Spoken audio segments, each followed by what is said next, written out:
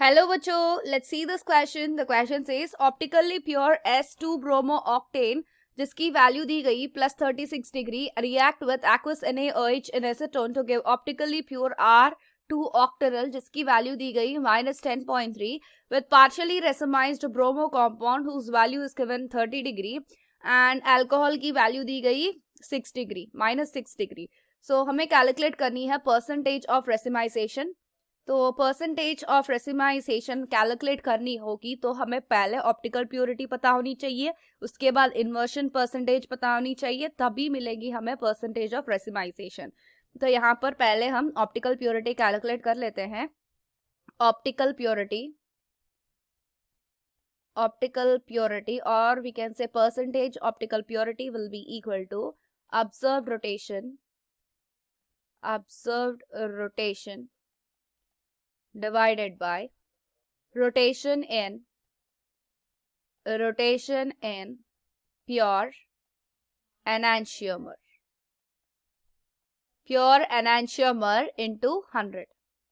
तो ये होगी हमारी फॉर्मूला. तो पहले पार्शियली रेसोमाइज जो ब्रोमो प्रोडक्ट की कैलकुलेट कर लेते हैं ऑप्टिकल प्योरिटी, उसके बाद अल्कोहल प्रोडक्ट की, ब्रोमो प्रोडक्ट की एंड अल्कोहलिक प्रोडक्ट की. So if we calculate, so इसकी observed rotation दी गई it's 30 divided by 36 into 100. तो इसे कैलकुलेट करने पर हमारी परसेंटेज निकल कर आ जाएगी एज 83%. अगर इसके अल्कोहलिक प्रोडक्ट की अगर कैलकुलेट करते हैं that is 6 divided by -10.3 into 100 that will be equal to इसकी 58% आ जाएगी.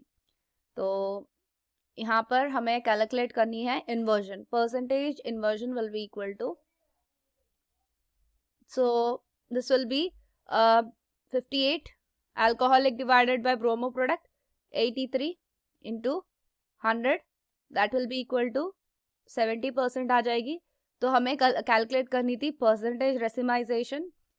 तो racemization will be equal to 100 minus जितनी इन्वर्जन हुई 100 minus 70 that will be equal to 30%.